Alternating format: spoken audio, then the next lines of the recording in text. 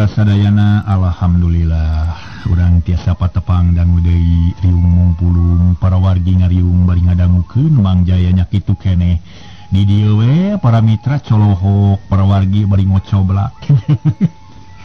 Aduh ieu mah asa ngariung da memang biasa saket para wargi ai kieu mah Mang Jaya teh. Jadina nggoning mancen tugas asa ngariung mungpulung sareng para wargi sadaya. Ieu para wargi sadaya kanikmatan teu aya deui karaos ku urang sadayana. Asa riung mungpulung kitu. Asa caket kitu mangga nyangakeun dongeng nu judulna nya eta Musuh Warisan Karya Kiliksa. Ayeuna teh nincak bagian ka-16 para mitra. Dina bagian ka-15 kamari neta nalika Kang Ikung keuna ku peureup Citrasena anu nganung tanaga inti warahan ti Nagasuni.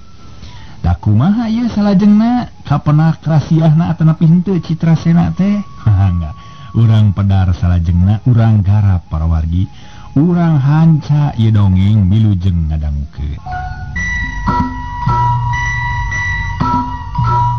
Kumaha para mitra Mang Roda anu keur ngubaran Kang Ikung? Harita Mang Roda nyarita, "Tah napas Kang Ikung? Kumpulkeun tanaga dina dada, urat suku jeung leungin kenorkeun ngarah teu kaku. Sok siap." Cek Mang Roda barigap nyekel pepeuteyan Kang Ikung nu katuhu, sedengkeun Kang Ikung teu nyarita gancang nurutkeun kana papatah Mang Roda. Sep! Narik heula napas panjang geus kitu mah kakara napas ditahan teu ngarenghap. Ari Mang Roda menipa kupis nyasar urat-urat Kang Ikung anu sakira bisa nyageurkeun dada Kang Ikung nu tatu. Teu lila. Celok Kang Ikung mutahkeun di getih. Tapi nu ayeuna mah semu hideung jiga tutung urut kaduru. Siak beungeut Kang Ikung kaciri menipias, leketai awak Kang Ikung siga nu kula, ting kulapes jiga nu leuleus. Leuleus pisan rek teu kitu kumaha atuh sabab dadana katiban peureup Citrasena nu teulas naningan cadas. Untung sakitu ge Kang Ikung geus rada eusian dina ulin silatna. Da cacak lamun ka jalma bolos strong mah tangtu bakal ramak tulang igana. Ari geus kitu mah pok Mang Roda nyarita deui ka Kang Ikung. "Geus ayeuna mah lah, sok geura tenangkeun ngarah tereh jag-jag, sabab getih nu tungtung geus kaluar. Jigana mah jang Citrasena nonjok tarik teuing yeuh," cek Mang Roda bari gek diuk dina dipan tunyangeun Kang Ikung. Ari Mang Sorban sabatur-batur terus dariuk ngalingkung nu ngariung. Kang Ikung nu keur ngalempreh bangun ripu. Heuleut sajam tuur Heuleut sajam ti harita kuniang Kang Ikung hudang lalaunan. Terus diuk cumagub nang keup tuur bari ngararasakeun sirah nu darieur keneh. Mang Sorban kacidanya ahunana ka Kang Ikung pok nyarita, "Tah geuning geus hudang, kumaha geus karasa nyeri teh dada teh? Sok nginum atuh ngarah tereh cager," cek Mang Sorban.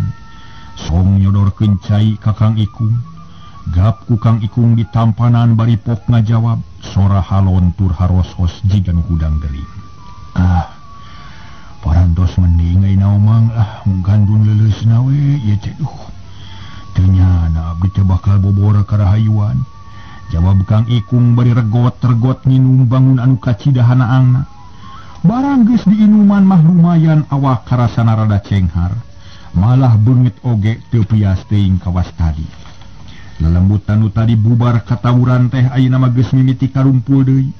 Ari Mang Sorban pok nyarita, "Pueukeun we sakitu mah jamak jang Ikung lah. Anggap we minangka pel pahit pikeun nyageurkeun panyakit. Sajabati kitu ujang ngarah leuwih giat latihan neuleuman sakabeh ilmu panemu nu mangpaat. Mang mah bareto sajabati awak ruksak teh kudu panco ngalawan sakabeh murid heubeul. Nu matak teh kudu leutik hate sakitu mah ujang," cek Mang Sorban. Bari neuteub ka Kang Ikung caritana teh ngahaja dicampuran bohong pikeun ngalalemu hate Kang Ikung sangkan teu ponok pangharepan. Atuh geus kitu mah der we diteruskeun ku ngobrol ngaler ngidul teu puguh jujutanana. Malah lila-lila mah Kang Ikung gecenghar deui.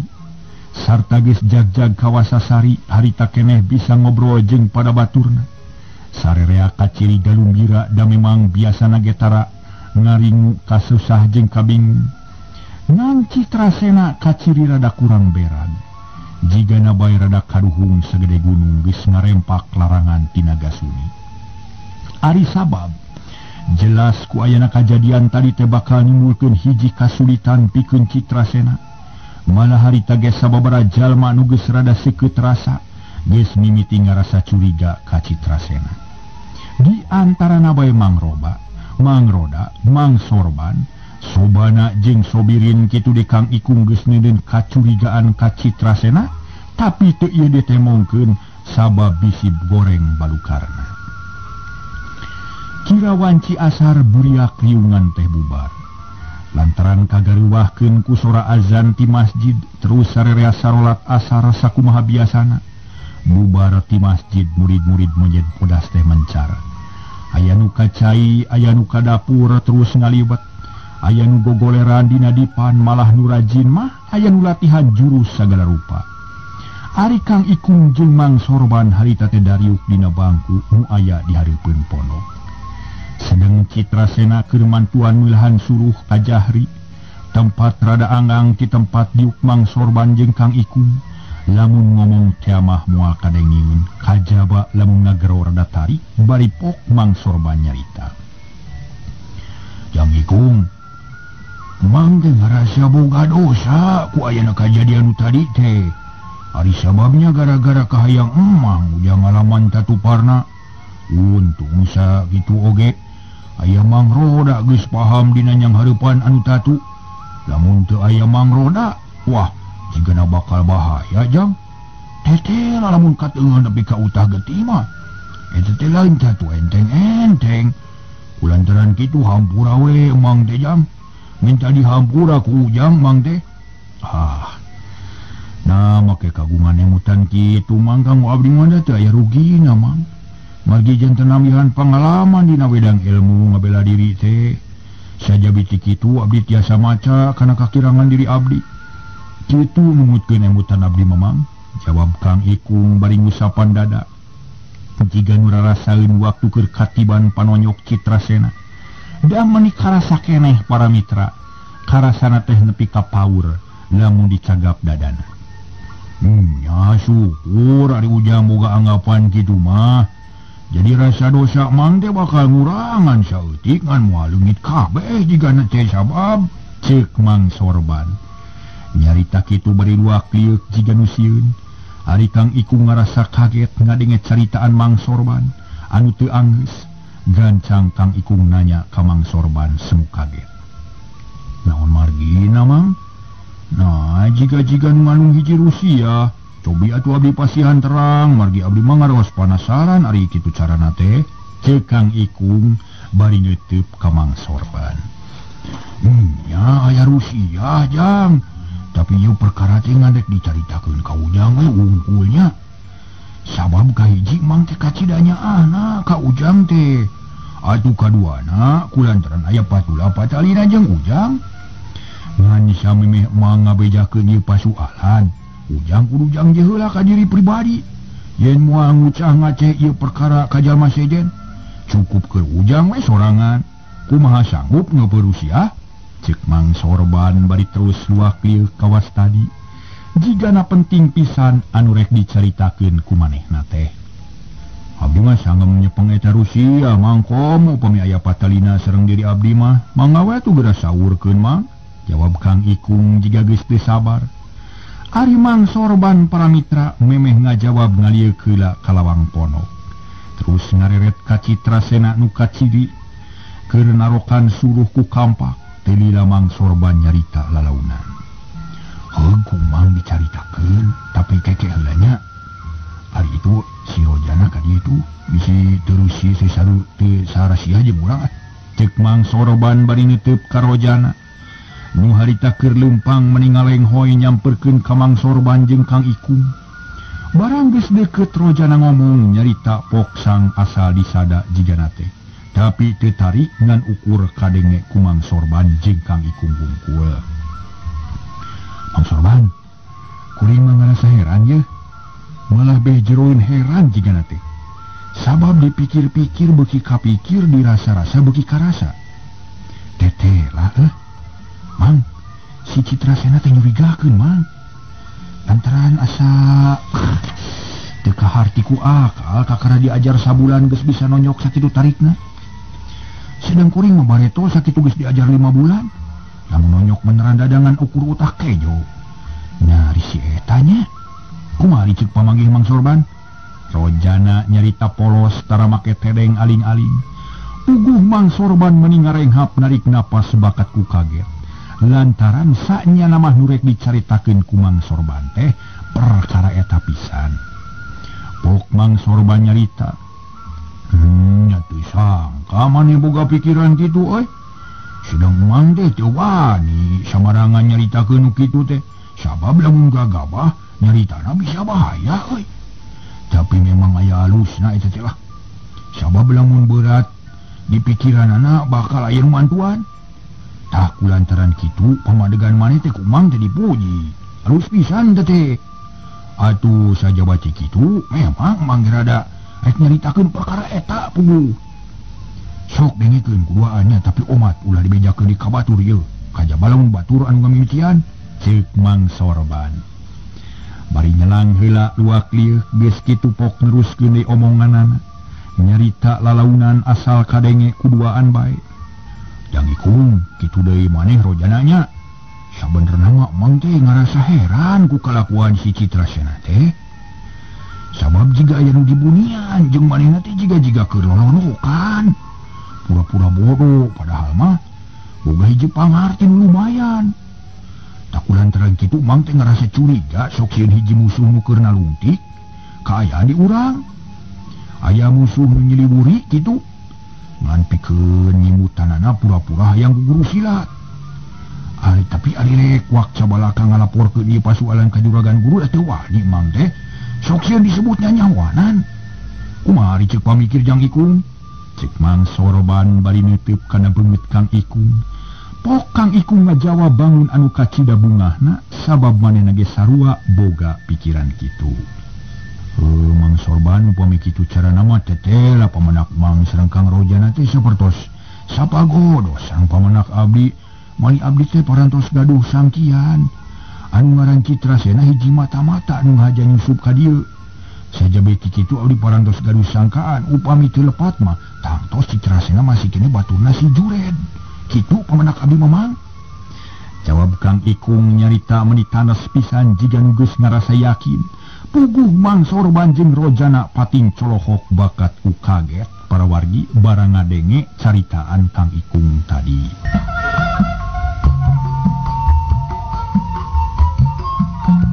Tina akibat Citrasena ngarempak larangan guruna nu katelah nagasuni. Nimulkeun para wargi sadaya kacurigaan ka murid-murid munyet bodas terutama anu keur ngariung tiluan. Atuh harita sabada Ikung nyarita perkara cenah Citrasena teh jiga-jigana bae baturna si Jured. Terus anu duaan anu colohok teh Rojana katut Mang Sorban silih reret sarta pok Rojana ngilu nimrung jeung namahan kana kayakinan Kang Ikung. Yang Ikung eta caritaan teh akur jeung pamikir kuring, malah kuring teh geus kungsi manggihan hiji hal nu matak nyurigakeun. Kumaha perlu dicaritakeun teh Mang Sorban? Cek Rojana bari ngareret ka Mang Sorban. Gancang ku Mang Sorban dijawab lalauna. Iya tuh puguh perlu euy. Sok buru-buru caritakeun ka Mang. Lamun katerangan Jang Ikung akur jeung pamanggih maneh, eta hiji tana yen urang kudu taki-taki. Cing buru-buru caritakeun euy. Jawab Mang Sorban bari panon neuteup ka Citrasena. Nu keur ngajentul bari ngusapan kesang anu nyururung tina tarang. Jigana bae capeun tas ngarokan suluh. Rojana geus ngarasa aman pok nyarita. Kieu pamanggih kuring teh Mang, kamari sore samemeh urang ngalaksanakeun latihan peuting, kuring manggihan Citrasena keur ngagutur teh nulis dina kertas. Sanggeus beres nulisna terus dipintel-pintel menileutik pisan. Sup diasupkeun kana sela-sela iketna. Kitu ta pamanggih kuring teh Mang. Kudu kumaha geus kieu nya Mangnya? Bu, cilaka atuh lamun kieu mah euy. Tapi keun lah, ulah waka geruh nya. Sabab lamun urang nyanyahuanan ngilu ngabongkar pasualan ieu, asa kurang sopan euy. Memang kewajiban sararea ngajaga keamanan teh, tapi urang kudu ngumpulkeun heula bukti nu bisa diterangkeun kalayan nyata.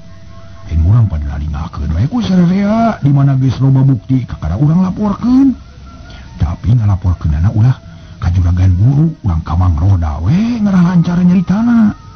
Sebab lamun nyerita jeung juragan guru masuk ngaleper mang teh puguh. Anu rek dicaritakeun teh sok kalalabur. Tah sakitu heula ceuk mang nya kumaha satuju henteu ai.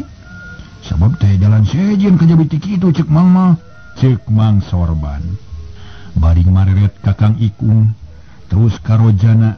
Tu gancang Rojana ngajawab, "Ih, ari kuring mah nya satuju we mang, tapi ari itu satunya tuh. Tu tinggal di lebak anu keur ngungkung ka dieu bari nanggung." Cek Rojana bari nunjuk ka lebak. Gancang ku Mang Sorban jeung ku Kang Ikung disidikeun. Barang breh tete lain datang hiji lalaki anu keur nanggung dagangan meninggal bengkot. Horeng teh si Jured nu hanya datang pikeun nepungan Citrasena. Ngan datang nabari nyamar sangkan teu kapanggih ku Mang Roda sabatur-batur. Ari daganganana mangrupa paparbotan tina waja jeung besi kayaning parang arit bedog pacul jeung patik. Sigana para mitra di Taraju ya. Ulang mesen di Taraju jigana ieu. Sajongjongan mah Mang Sorban jeung Kang Ikung katut Rojana gawena molohok we kanu anyar datang. Tiluan neges-neges kanu keur nanggung paparabotan. Beuki lila si Jured beuki deukeut ka palebah Mang Sorban jeung baturna. Barang geus rada deukeut gebeg Kang Ikung teh para mitra meni ngarenyag satakar kebek. Lantaran dedeg pangedeg si Jured teh ku Kang Ikung mah geus kataksir. Malah pok Kang Ikung ngaharewos ka Mang Sorban. "Mang Sorban, lamun ditinggalian abdi teu lepat eta jalma teh jiga-jiga si Jured. Ari sabab abdi mah apal pisan kana sagala-galana, dedeganana apal, leumpangna apal, keuritan beungit ge apal. Tapi naon maksudnya mamawa dagangan ka dieu nya mang?" Ceuk Kang Ikung bari manehna harewosan nyarita. Ai panon mah neuteub ka si Jured. Mang Sorban jeung Rojana colohok barang ngadenge caritaan Kang Ikung, tapi duanana teu geruh lantaran bisi matak goreng balukarna. Malah pok Mang Sorban nyarita pura-pura tenang. Keun we antep sakahayamna lah. Tapi kudu terus ditalingakeun sakabeh rengkak paripolahna. Ulah digamahan ngarah kabongkar kabeh rusiana. Mending tanya sing daredeh Rojana. Biapi teu wawu lah. Cik Mang Sorban bari neuteub ka Rojana. Pok Rojana ngajawab bari molohok ka si Jured. Nyalah, keun kukuring urang tanya. Tapi engke lamun geus deukeut pisan arah atranya. Jawab Rojana teu boleh ngawaskeun ka si Jured. Jep tayang nyarita saurang-urang acan. Lantaran si Jured geus deukeut pisan. Barang geus anjog ka palebah nu ngariung pok Rojana nanya ka si Jured sora tenang jiga-jiga teu ngandung curiga. "Aduh, haturan wilujeng sumping mamang. Nyanak icalan naon teh meni abot pisan katinggalina teh nya?" Temal Rojana. Bari nyerengeh sirileutik puguh we si Jured meni bungaheun barang ditanya ku Rojana. Samemeh ngajawab cag nu heula tanggungan dina taneuh nu rada rata. Elila pok si Jured ngajawab semu gembira. "Aduh, nu mawi ngabantu di jalan parabot Mang Deuyang. Aya parabot, aya arit, aya parang, aya bedog, aya peso, aya kambak, aya patik. Mali peso raut sareng peso jubur ge aya ujang. Mangga bili peryogi, mengpung aya kene sareng mirah pangaosna ongko," jawab si Jured. Bari nunjukkan barang dagangan. Malah nu aya di jero besek dikaluarkeun ngarah jiga meureun. Rojana pok nyarita ka Mang Sorban bari ngareret ngandung harti jeung isyarat. "Mang Sorban sanes peryogi kampak mang teh. Sok atuh geura milih mengpung dianturan ye jeung tibatan ngahaja ka pasar anu jauh mah. Mending keneh di dieu ye sarua ari beusina mah da geuning," tema Rojana bari jung nangtung. Terus nyampeurkeun kana paparabotan nu ditunjukkeun ku si Jured. Mang Sorban nangtung sarta terus dituturkeun ku Kang Ikung bari nyilikan kampak pok Mang Sorban nyarita jigen nya butuh. "Wah bener. Hade yo barang teh ngan hanya kal mang teh keur teu boga duit ieu teh. Ari maneh boga duit Rojana? Cik matung manginjom heula sabulan mah. Engke lamun geus boga dibayar ku mang." Cik Mang Sorban bari mulak-malik kampak. Padahal mah da teu butuheun ku kampak Mang Sorban ge. Sedang si Jured barang ngadenge Mang Sorban nyaritakeun teu boga duit meni bungaheun lantaran ceuk pamikirna aya jalan pikeun nepungan Citrasena. Pok si Jured nyarita tatagna kereng. "Ih juragan, upami laras-laras peryogi mah kubaran, ti abdi mah ngacana heula sawios artos nama dikirit ge mari abdi mah sok biasa namut-namutkeun ari mayarna teu sesah ka abdi mah aya sadayana ditampi atuh bade sapali teu sawios-wios ditampi di pokona mah asal ulah dugi teu mayar we juragan engke abdi sabulan sakali ka dieu mah canak we heula priyogi mah engke sasipayun abdi ka dieu deui cek si Jured bari panon rarat reret nempuan ka sakurilingin pono maksud namah nempuan Citrasena nurek ditepunganana ari Kang Ikung jeung Rojana nyarahun si Jured rarat reret bae tapi diantep we api-api teu nyaho ari Mang Sorban pok nyarita deui ka si Jured geuning aya kiriditan memang ayeuna teh dagangan teh lamun dagang hayang payu mah kudu wani ngiriditkeun sabab geus jamana ayeuna mah kitu tapi sabaraha duit hargana ieu jang cek Mang Sorban bari nempok kampak ka si Jured nemongkeun kampak ka si Jured gancang ku si Jured dijawab anu parantos mali bari gitu kan moal kaabisan lah da upami mah mung nyanak bati sagedik pokona mah asa manyang we kanggo abdi mah kitu mangga cenah kari kanggo mah cek si Jured bari nitip ka Mang Sorban sedeng hatena mah geus teu sabar hayang geura tepung jeung Citrasena ari Mang Sorban nyarita deui bari jung nangtung kunaon atuh sakitu mah ari nganyuk mah sabab lamun nyieun sorangan asa boh tara wuru jadi tapi wayahna we moal dipanjernya lantaran teu boga duit lain bobogongan Mang teh ari kampak cida butuhna cek Mang Sorban bari neuteub kana kampak alah sabios teu dipanjer ge juragan mangga nyangakeun mudah-mudahan sing awet di anggona atuh nampi artosna sarta mudah-mudahan sing mangfaat kanggo abdi cek si Jured ijab kabul ti dituna mah ari Mang Sorban colohok ngadenge caritaan si Jured pok Mang Sorban nyarita rada kerung jiga nu ngarasa bingung kumaha ieu teh na bet geus ijab kabul kapan kuring macan mere duit sapeser goeng can lain kitu atuh ijab kabul ari ngiridikeun masuk balikan deui ngara bener aduh leresnya tetela tos pikun sabdi teh juragan kieu nu dimaksud teh nyangakeun barangna mugi sing awet di anggona atuh juragan sing tiasa lungsur langsar milari artos kanggo mayarna sarta juragan kadang nampi kagungan hutang 5 ringgit ka abdi sakitu tah bener nyarita kitu mah meusan tapi teu bener pisan sabab sakuduna mah kieu geura ieu nya nyangakeun barang mugi sing awet di anggona sarta sing enga lunas upami patepang deui tah kitu nu bener mah jadi di mana kuring jeung anjeun tepung teh ieu barang teh lunas sapan beres meureun cek Mang Sorban bari ngareret ka Rojana nu direret surti gero ngagorowo ka baturna batur-batur sanu butuh ku parabot ya sok ka dieu sing deukeut bisa rek ngarajuk bedog keur ngepung si Jured cek Rojana bari kakeprok segala rupa buru dua batur-batur nyalampurkeun meningaleut malah Citrasena oge teu tinggalin sedeng si Jured bari ngarajuk barang ngadenge caritaan Rojana tapi untung kaburu inget yen manehna keur nyamar jadi tukang dagang bedog deulina rob batur-batur Mang Sorban ngariung si Jured terus gup-gap nyarokot parabot anu dipikahayangna aya nu nyokot bedog aya nu nyokot peso balati malah aya nu nyokot peso cukur segala terus diarilikan jika nu naksir hade goreng menabarang sedeng Citrasena can waka pipilu nyokot kalah kamolohok neuteub kana beungeut si Jured anu memang geus dipisah pasieup geus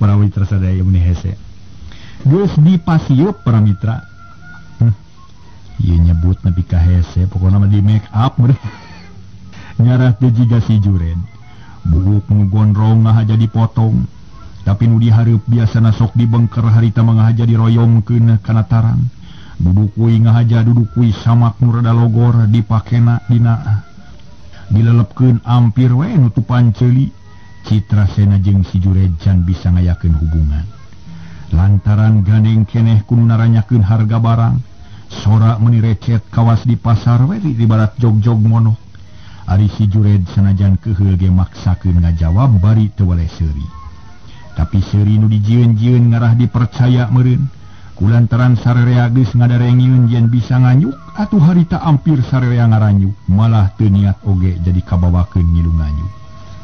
Sanajan barang teu dipibutuh oge dicokot we dianyu nepi ka barang ledis teu nya sahiji-hiji acan. Sanggeus pada nyangking terus ku si Jured dicatet ngaranna jeung barangna nu dicokot. Beres aras urus jep nu ngaromong teh teu ganeng teuing, pok Citrasena nanya ka si Jured. Nyarita bari nemongkeun peso cukur nu dicokotna, kituna teh ngan sakadar keur kedok kungkul. Mamang ieu barang teh kukuring rek dikirit we nya, tapi kudu sabaraha paling saeutik mayarna? Ceuk Citrasena bari nutup. Hah, sa Citrasna we nu masihan ujang lah. Bade sakitu-sakia gilah moal burung ditampi ku mang mah. Asa ulah matak bared we ka mangna sujang lah. Da mangge keur usaha ieu teh sun ku nuju makaya. Ari mang mah modal-modal alit tah maklum teh atulah. Ieu mah yeuh bangsa golongan pada mal alit kitu tah, dagang-dagang alitan. Cek si Jured. Bari molohok ka Citrasena manehna nyebutkeun sa Citresna hartina mah Citrasena. Terus nyebut bared ka mangna hartina mah ngaran Mang Jured. Ari eta minangka kode sangkan Citrasena surti. Untung eta biasa teh kahartina pisan ku Citrasena. Da pugu asak badami bareto waktu memeh idit. Atuh pok Citrasena nyarita deui semu gumbiranak. Oh nya nuhun atuh ari kitu mamang. Keun ku abdi bade dibayar opat kalieu nya, janten opat sasiheun panginten. Abdi oge da ngartos upami abdi teu leres mayar nama tangtos mang bakal bared. Nanging kumaha atuh upami barangna awon mang? Na tiasa diuihkeun deui, cek Citrasena mimiti ngatur siasat. Kumaha carana sangkan bisa ngobrol paduduaan, gancang si Jured ngajawab giatna keur. Wah, ulah salempang atuh ujang upami milai atanapi potong mah enggal we pulangkeun ka Mang. Sarta kumang bakal digentos kudu sae. Tanggung jawab lah pokona mah garansi ngagalih ka Mang mah. Jawab si Jured bari ngiceupan ka Citrasena. Anu kiceupna nganung harti sarta pok nyarita deui bari ngasupkeun peso cukur kana saku bajuna.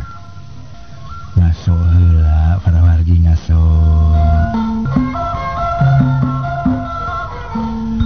Kumaha atuh nyaritana Citrasena teh Pramitra? Manehna seuri nepi ka ngagakak. Hahaha. Nuhun atuh Mang, tos sakitu belah ka peryogian abdi mah. Mangga teraskeun ngobrol sareng nu sanesnya. Cek Citrasena bari mundur ka tukang. Ari si Jured teu nyarita deui harita teh terus meresan besek nu geus kosong.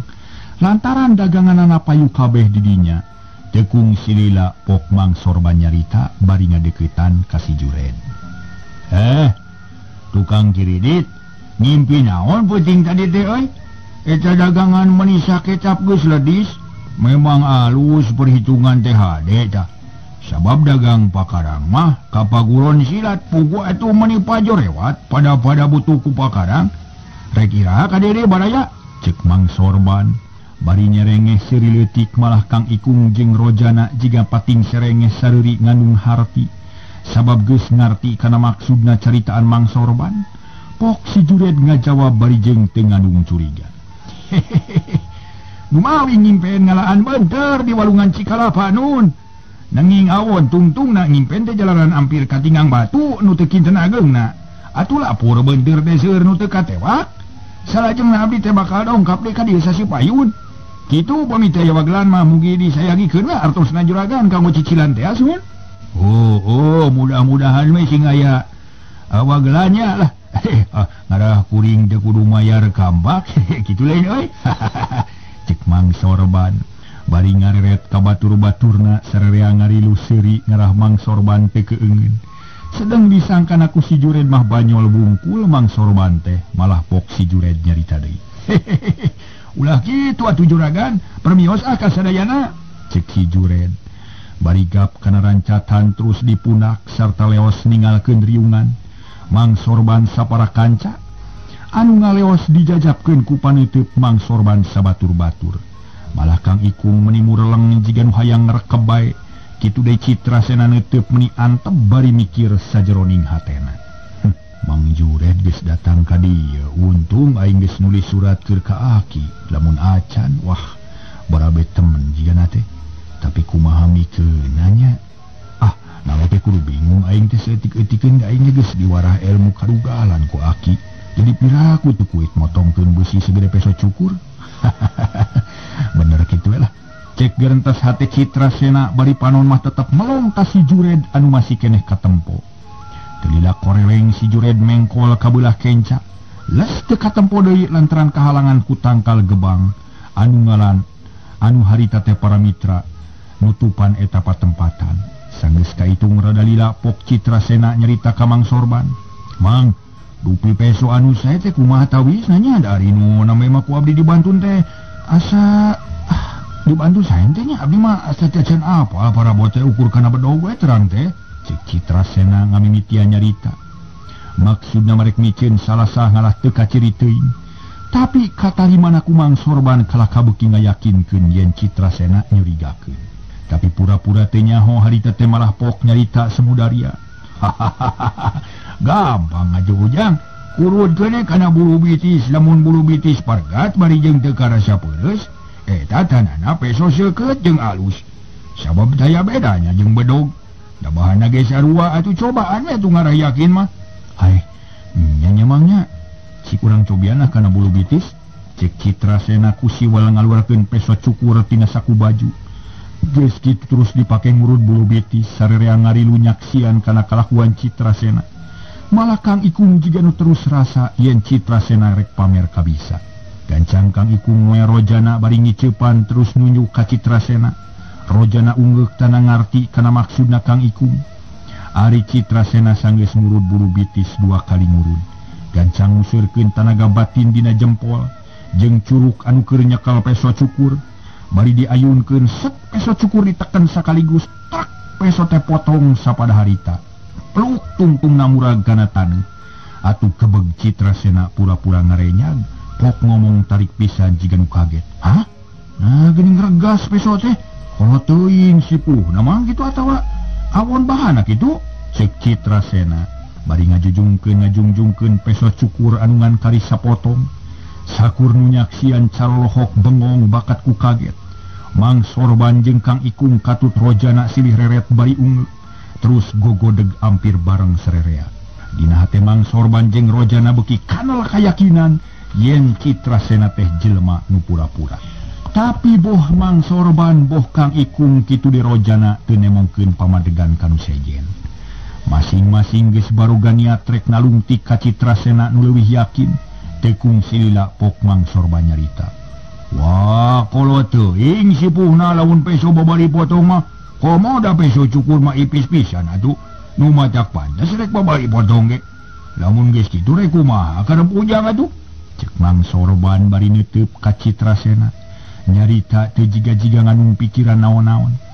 Atuh puguh Citrasena menibungaheun lantaran disangka mah akalna manehna teh teu kabaca ku batur. Pok Citrasena ngajawab aksina keur. Ah, bari disusulkeun we kanu ngicana Mang. Margi da tadi ge pan parantos asak janji anu ngicana garansi cenah. Upami milih atuh nepi potong bade digentos kudu enggal. Kumargi ayeuna kitu, ayeuna keneh bade disusul ku abdi. Mitu tangtos abdi katempuhan kedah mayar peso potong ya. Permios mah bade nyusul tukang icalan tadi. Cek Citrasena bari terus ngaleos ninggalkeun Mang Sorban sapara kanca. Inditna estu teu ngaliuk deui kanu sejen malah teu nunggu jawaban. Ari Mang Sorban jeung Ikung kadut rojana bati ngurutan dada, tapi sanggeus Citrasena jauh pok Mang Sorban nyarita ka rojana jeung ka Kang Ikung. Waktasna sae para mitra. Kumaha tresna dongeng urang teraskeun we enjing para wargi lah nu bagian ke-16 na urang cekapkeun we dugi ka dieu enjing urang teraskeun ku bagian ka-17. Mang Jaya sapara kanca ngahaturkeun nuhun, mudah-mudahan para mitra salamina aya dina ginanjar kawilujengan. Atuh urang salamina ditangtayungan ku Allah Subhanahu wa taala, upami urang hoyong ditangtayungan ku Allah Subhanahu wa taala, urang kedah ngadoa ka mantenna. Penta ka anjeunna suhunkeun ka Allah sangkan urang salamina aya dina kaayaan sehat wal afiat, salamina ditangtayungan. Dilempengkeun jalan urang para wargi sadaya. Salamina ditangtayungan sangkan urang milih jalan anu hade, jalan anu lempeng, jalan anu dipirido ku Allah Subhanahu wa taala. Kitu hayang ditangtayungan bari teu menta teu ngadoa para wargi sadaya. Nah kudu kumaha cenah ngadoana. Aduh seueur cara para wargi di antarana bae cenah urang ngadegkeun salat ge salah sawios urang ngadua kanu maha kawasa. Sangkan urang para wargi salamina ditang tayungan kana jalan hade, ditang tayungan kana jalan anu dipirido ku mantena. Eta salah sawios anu paling utamana malah mah para wargi eta teh. Tah kumargi kitu mana atuh kantun ngemutkeun bae ayeuna mah. Kantun ngemutkeun wae para wargi, mudah-mudahan urang salamina ditang tayungan ku Allah Subhanahu wa taala. Bari jeung urang mumuntang ka mantena dina waktos naon bae oge. Kitu para wargi sadaya, margi jelas dah katerangan mah tu cenah kitu. Kasingsa anu menta ka kami baris dikabulkeun ku kami cenah kitu. Para wargi sadaya. Ta ieu atuh itu menta mana make dibere sagala rupa cenah kitu. Tah kieu para wargi sadaya diantawisna bae nu ku urang kedah diemutkeun, dilenyepan dina ati sanubari bener cenah geuning da teh nya kitu. Mangga wilujeng kantun ka sadayana Mang Jaya sareng Kileuk sabade amitan wilujeng kantun wilujeng patepang dangu dina waktos sareng gelombang anu sami. Mangga wilujeng kantun bae permios.